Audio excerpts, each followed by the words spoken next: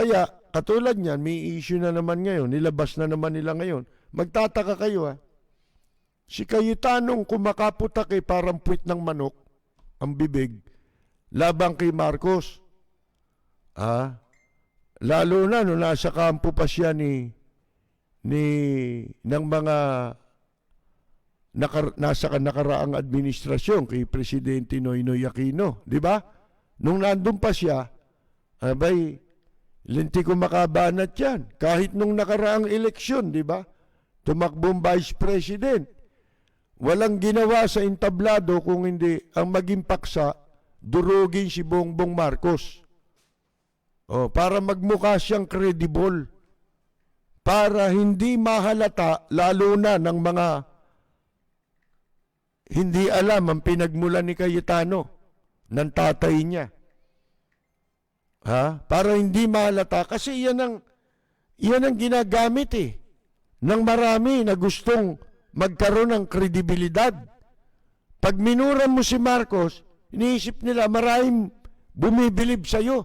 Mapapabuti ka. Diyan kayo nagkakamali, mga kaibigan. Bayaan na nating kasaysayan ng humatol dyan. Hindi mo ba? Hindi mo mapipilit ang isang taong maniwala. Maliban na lang ngayon talagang nagiging gago tayo. Bakit? Diyan tayo nagsimula Sa hidwaan na yan na hanggang ngayon ayaw pantuldukan. At may mga gago na yan ang ginagamit nila. Akala nila bida sila pag ginawa nila yan. Habang pinag-uusapan mo yan, sino ba ang kalaban mo? Si Marcos? Patay na yun Ano pa silbi niyang pinagsasasabi mo? Labang kay Marcos? Patay na yun. Di ba? Ganon din si Senador Benigno Aquino Jr. Patay na rin yan. Si Presidente Cory Aquino, patay na rin yan. Ano pa silbi niyan? Hindi ba? Kailan nyo gustong matapos yan? Kailan nyo rin binabalak, bitiwan yung kabaliwang yan? Kaya, napakadali tayong manipulahin. Magpasok lang sila ng ganyang issue. Isipin mo inaprobahan yung bill, yung batas na nagbibigay parangal kay dating Presidente Marcos para itakda ang isang petsa na tatawaging Marcos Day, araw ng Marcos, sa Ilocos. Mga kaibigan, isipin mo, speaker si Cayetano, di ba? Di tama tayo sa sinasabi natin na itong Marcos issue, Aquino issue, ginagamit niyan, sila ang pinagmumulan talaga niyan para patuloy na hatiin ang mga Pilipino. Sige, maglaban-laban kayo ngayon dyan. Ibig mo ba sabihin lalayas na inchik dito? Pag nagtalo-talo tayo tungkol kay Marcos at kay Aquino. At ang masama, yung mga nagtatalo walang alam. Ni hindi inabot si Marcos at si Aquino.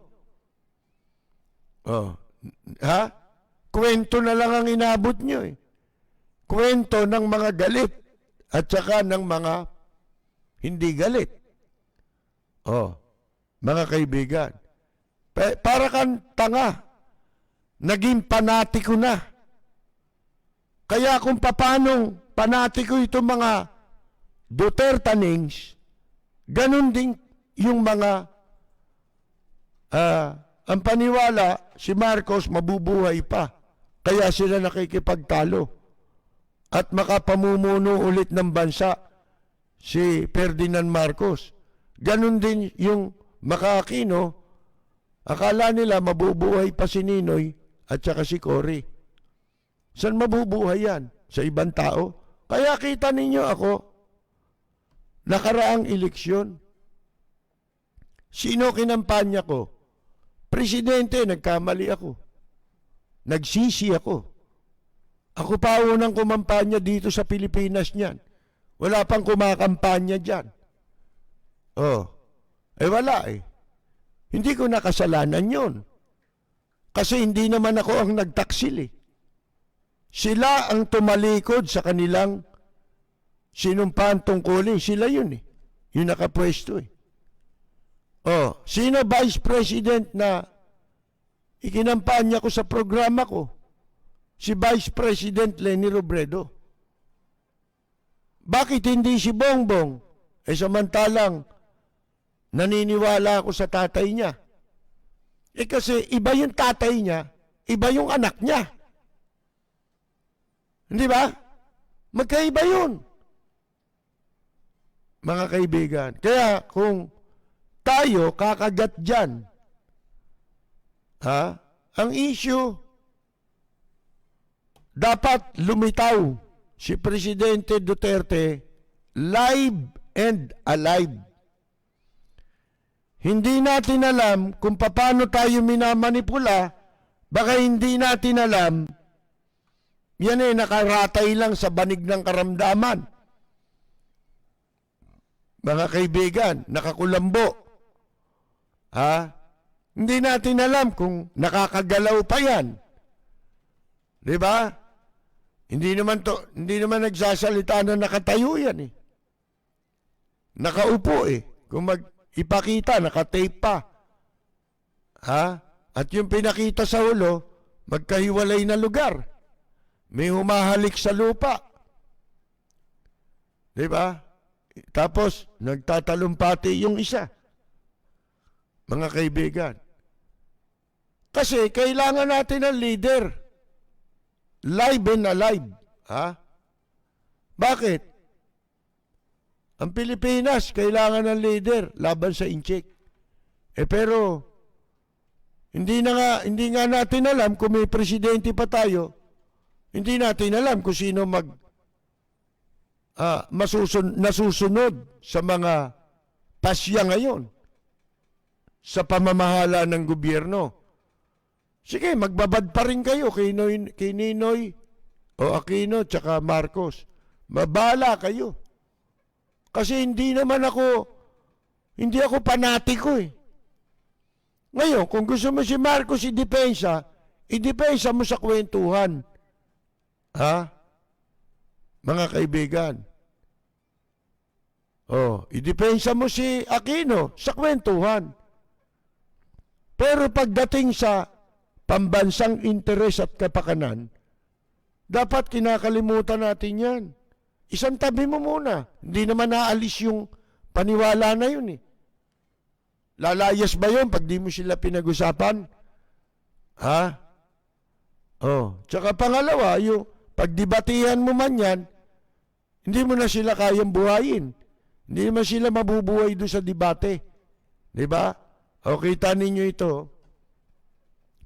Nagkakatotoo yung sinasabi natin. Kasi wala nang issue na maipantakip sa napakalaking panganib, banta at mga problema ng Pilipinas na wala silang ginagawang solusyon.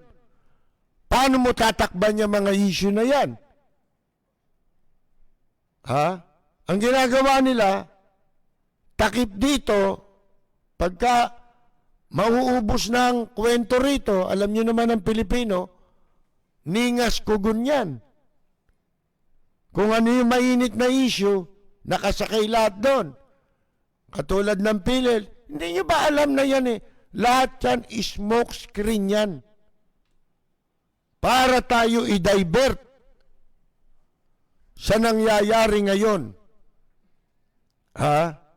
Na kawalan ng kakayahan ng ating pamahalaan para lutasin at tugunan ang mga pangunahing problema ng bansa na lalong lumalaki dahil napapabayaan.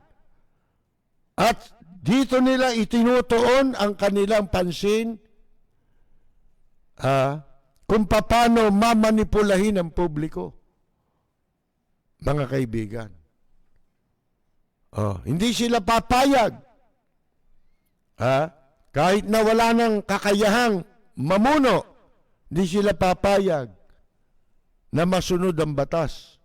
Katunayan, yung pinakakawala na, dapat pag-usapan sa publiko yan. Puro mga diversionary tactic yan. Mga smoke screen lahat yan. Pantakip lahat yan. Bakit? Wala namang ginagawa gobyerno hanggang ngayon para tugunan yung problema sa pandemya, di ba? Meron na ba sila solusyon? Ang inaantay daw bakuna. Sino magpapabakuna? Ano yan? Compulsory? Sa bandang huli, lalabas din naman ang katotohanan kung ano talaga nangyari dyan sa pandemyang yan. Pero hindi pa ngayon yun. Pero in the meantime, nawala pa tayo dun sa ganong sitwasyon, solusyon ang kailangan natin. Asan ang konkreto?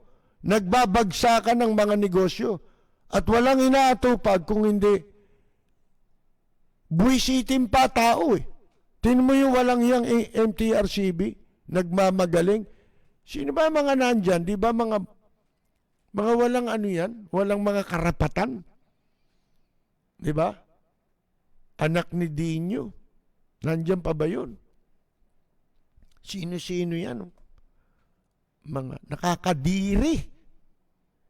Arnel Ignacio, mga kung saan-saan nakapwesto, di ba? Bakla.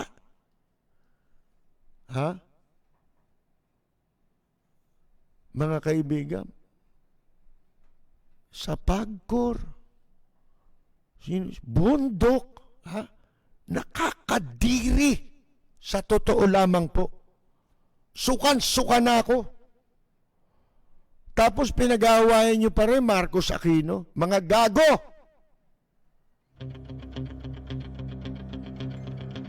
Walang preno kung bumatikos. Malalim at makatwirang komentaryo. Mag-ingat ang mga politikong gumagawa ng kalokohan at baka kayo ay tamaan ng Lapid Fire! Ang mga anomalya na pinag-uusapan, huwag kayong umasa riyan. Nagiging panatiko rin kayo. Patulad din ng mga gago ngayon, itong mga digong nyo. Mga Dutertanings ni digong nyo. Diyan din kayo babagsak. Pagdating ng araw, magiging mangmang na kayo. Igigihit nyo na rin ang gusto nyo. Sabi ko nga sa inyo, bakit natin iginigiit lagi yung rule of law? Doon tayo kasi dapat Katulad ngayon, kay ayaw at sa gusto mo, kay Vice President Leni Robredo, wala kang magagawa kung hindi siya ang dapat nating suportahan ngayon, sa sitwasyon ngayon. Dapat tayong lahat ay nasa panig ng rule of law. Bakit? Siya yung nasa rule of law. Hindi kung sino-sino. Hindi yung dahil sa hindi mo gusto yan, hahayaan mo ang bansa mo na mapariwara ng todo-todo. Ikokompormiso mo sa paniwala mo yung interes at kapakanan ng bansa mo. Ganun ba yun? Wag ka lang sumira dun sa paniwala mong mali. Hindi ko sinasabing yung maniwala ka kay ganito, mali. Maniwala ka kay ganon, mali. Ang mali doon, yung hindi mo inihihiwalay. Yung paniwala mo doon sa interes mo. interes ng bansa mo, kapakanan mo at kapakanan ng bansa mo. Di bali ka na kung ayaw mo eh. Paano yung mga anak mo? At yung mga magiging anak nila? Di ba, sinasabi ko nga kanina, yung napanood ko, yung matanda na, lumaban sa gera yung mga veterano. Kung mauulit anya yan, at babalik ako sa dati, gagawin ko pa rin na ipaglaban ng aking bansa. Kasi dito ako, mamamayan, mga magulang ko, di ba? May utang tayo sa bansa natin at yun ang kapalit. It is just, sabi niya, na I serve my country. Yun lang eh. Dito lang maipakita lang nating umunlad na ang pag-uugali at isip ng tao. Wala nang magagawa tong administrasyon na to. At ang mga magnanakaw sa gobyerno, pag yun ay naipakita na natin. Pero hindi mangyayari yun hanggat bulag tayo na panatiko. Mga kaibigan, dahil ang gusto natin, pati interes ng bansa mo, kapakanan ng bansa mo, pati patot panggulo nakataya dun sa paniwala mo. Ba hindi pwede yun. Marami kang pipinsalain. Una na, sarili mo. Mabubuhay ka na lang habang buhay, minumura mo si Marcos, o kaya minumura mo Aquino. Ganun ba yun? Mga kaibigan, ano atraso sa'yo nun? Ginulpi ka ba nun? Mga kaibigan, kita mo ngayon, magtaka ka eh. Paano nakalusot yung bill na yun? Kung hindi talagang yun ay sinadya para magkaroon ng ibang mga pag-uusapan. Nililito tayo. PhilHealth, RevGov,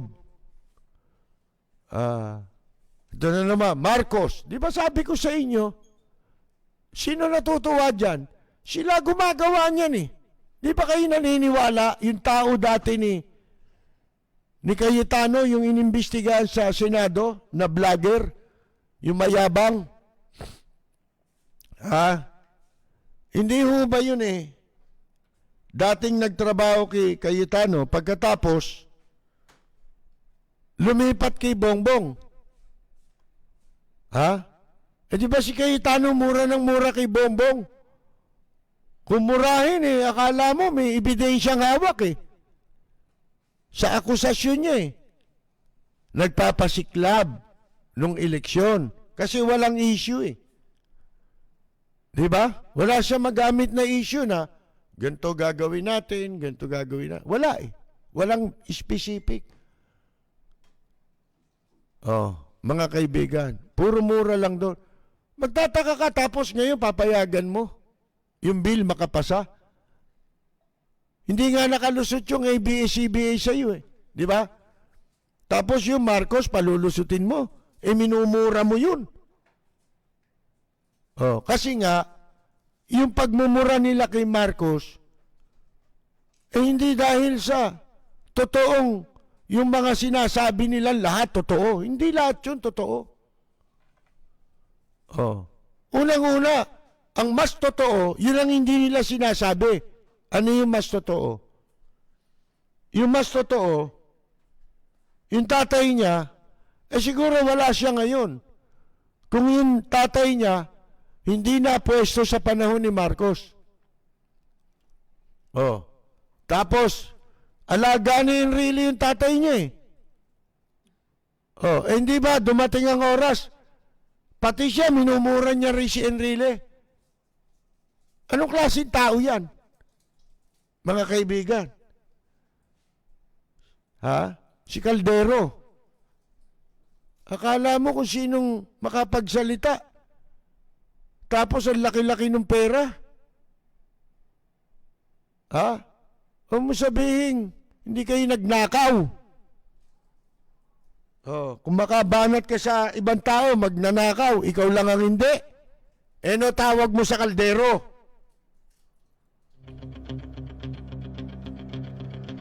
Walang preno kung bumatikos. Malalim at makatwirang komentaryo.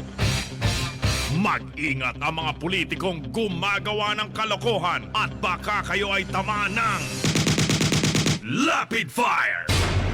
Ito na mga mambabatas, kumakagat yan sa mga issue. Siyempre, labang kay Marcos yan eh. Pag labang kay Marcos, sasakyan yan ng mga mambabatas na labang kay Marcos, mga kaibigan. Pero, bakit sila, pati sila, doon lang sumasakay? Paano? Hindi sila makagawa ng paninindigan nila. Laban sa China, mga kaibigan, sa ginagawang paglapastangan ng China sa ating kasarinlan at panlulupig sa ating bansa, di ba? Pananakop sa mga teritoryo natin. At yung pamamalagi nila rito, na pawang mga iligal. Kahit ano pa sabihin mo, iligal yan. Kaya kumikita kayo dyan, kaya hindi. Illegal. Yun ang sinasabi nating rule of law. Kung talaga naniniwala sa rule of law yan, bakit mo papapasukin yung mga inchik dito? Visa upon arrival. Papasok, magtatrabaho sa Pogo. Ano pinagmamalaki ninyong gagawin project na airport sa Sangli Point, mga kaibigan? Pagtatrabahoin dyan, inchik din.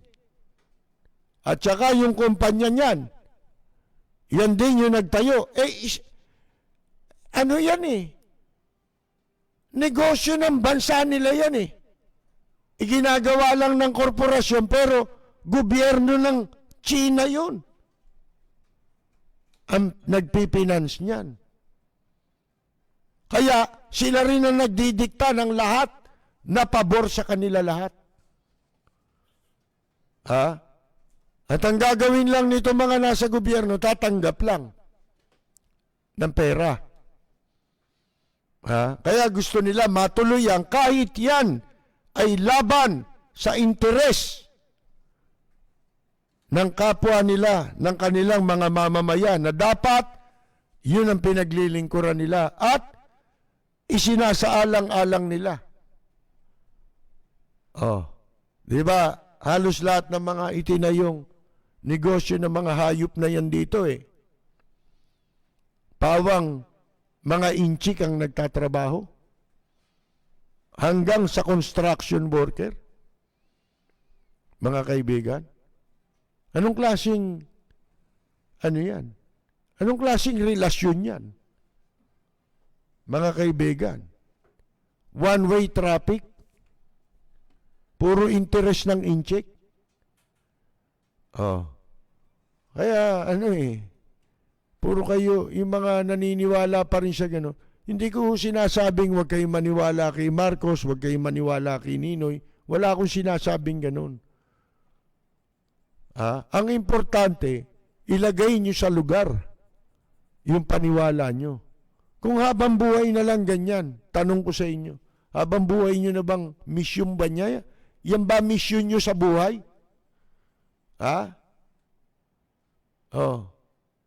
Uunlad na ba Pilipinas pag pinagpatuloy nyo yan? Hindi na ba tayo sasakupin ng inchik? Nakita ninyo ngayon sumasample na sila yung mga website ng dalawang network, di ba? ABS.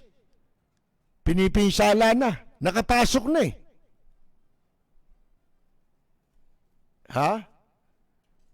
Pati yung kalabang network, yung mga wala raw kinikilingan, Ano, walang pinapanigan, walang kinikilingan, pero may kinikikilan. Maraming kinikikilan. Yan po. Oh. Ano tawag niyo dyan? Sige pa. Di ba? Sip-sip pa kayo. Oh. Di ba nakuha nyo na yung franchise nyo? Ba't nagsisip-sip pa kayo? Yan na ba media ngayon? Hindi na media nga naman ito. Yan ang gusto mangyari dito eh. Lahat ng gusto nila magagawa na nila. Dahil wala nang pumapayag na. Na mangyari yan. Ang tao pumapayag na. Pinapayagan na. Wala namang kwenta sa amin eh. Ako, walang kwenta sa akin kung lahat yan mabili. Wala naman eh. Sanay na tayo dyan eh. Dati ko nang pinagdaanan lahat yan eh. Mga kaibigan eh. Kahit mag-isa, okay yan.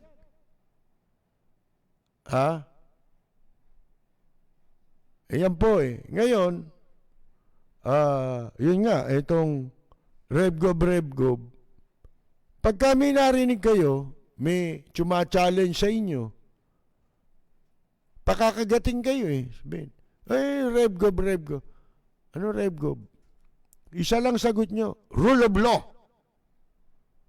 O kaya, kung hindi rule of law, Lenny, ganong katatag.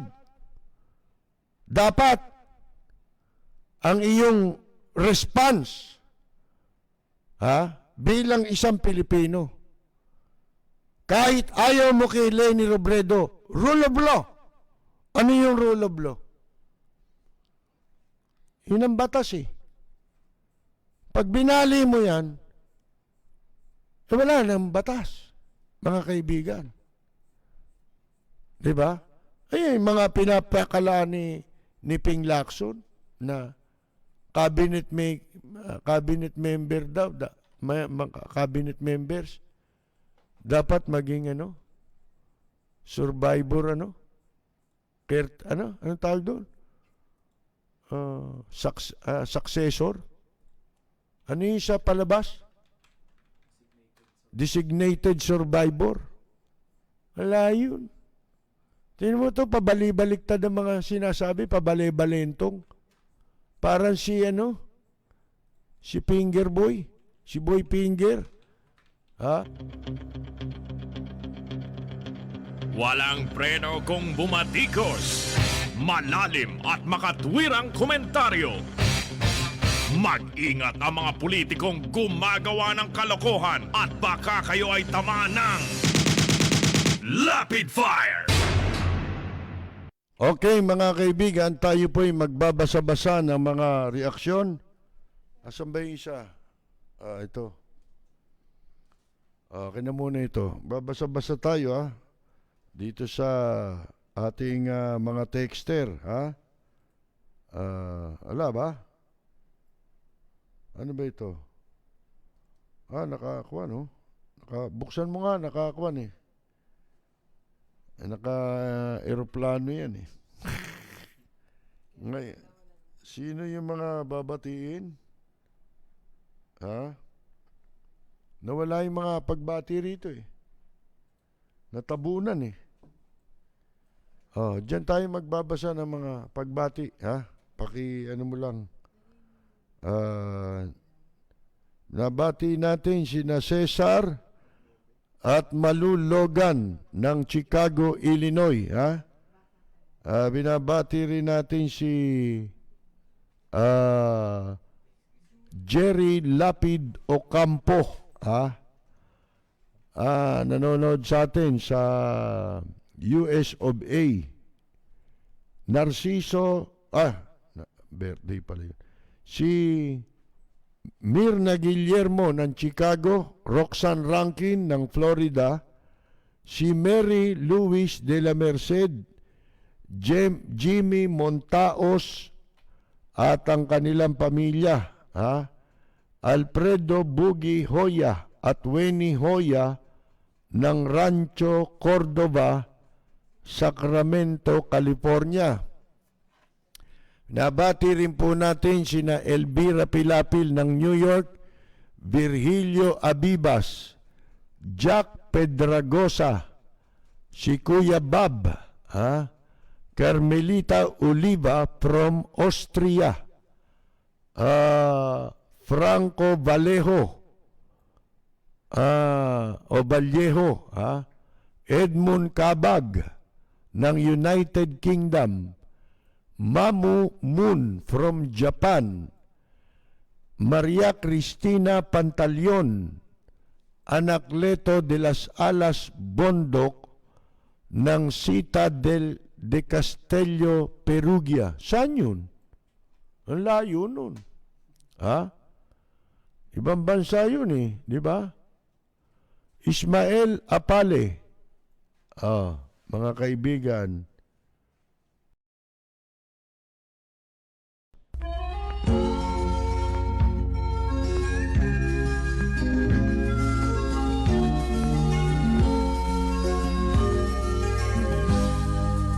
bayan ko ay isa ang lahi, dito'y wala ang pagkukunwari.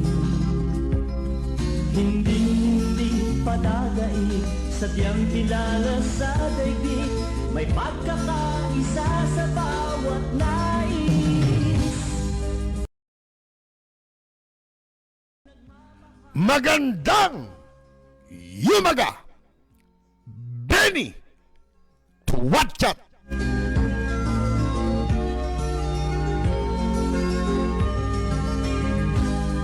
Ang bayan ko'y punong-puno ng yaman, bakit ito'y kailangan pang iwanan? Hindi nga ba't anong sarap mabuhay ng buong ganap sa bayan mo, sumapit ng yaong wakas. Dito sa bayan ko, lahat kami pantay-pantay, walang nang-aapit, ang pag-ibig ay tunay. Dito sa bayan ko, dito'y makikilala mo ang mga kaibigang nagmamahal sa'yo. Dito sa bayan ko, lahat kami pantay-pantay, walang nang-aapit, ang pag-ibig ay tunay. Dito sa bayan ko, dito'y makikilala mo ang isang kaibigan, ang mga kaibigan, ang bawat kaibigan na totoo.